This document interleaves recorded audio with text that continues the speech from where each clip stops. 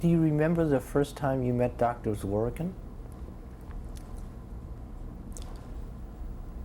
Well, I don't know. He had come from Westinghouse to RCA after his interview with Sarnoff. He set up this small, at that time, small television research organization.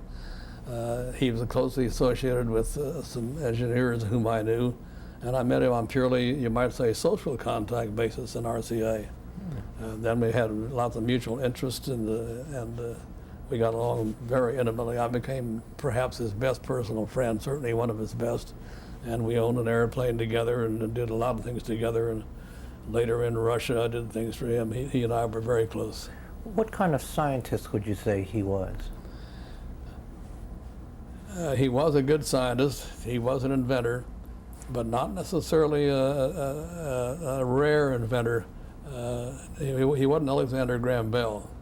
He wasn't an Edison, but he was a person that did his own inventing to a considerable extent. He had a great many patents to his name, but he also knew when to pick up ideas from outside, patented or not patented, and how to use them commercially. He had marketing sense as well as inventive sense. He was a genius really in both respects.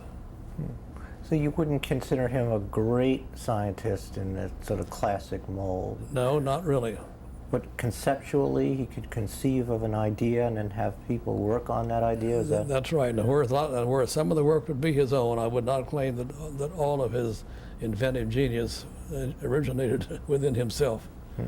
But he knew how to use other people's inventions also in a profitable and proper way. Tell us about him as a pilot. Well, he turned one over, didn't he? Well, yes. He said the airplane made a mistake and landed on its back. He said the brakes didn't work right. But he was a rather odd kind of pilot. I wouldn't frankly say he's a very good pilot, and that's really my fault. I taught him how to fly. So if he wasn't a very good pilot, I should blame myself.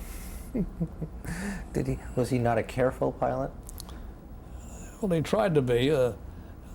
He was an odd pilot. I think a lot of things Russians do were odd. He was an odd pilot.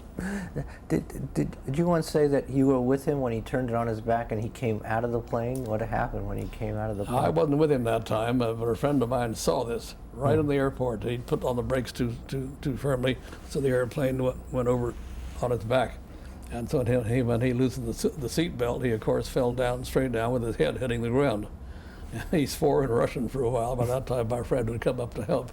He swore in Russian, but he finally straightened things out, and they straightened the airplane out after quite an effort.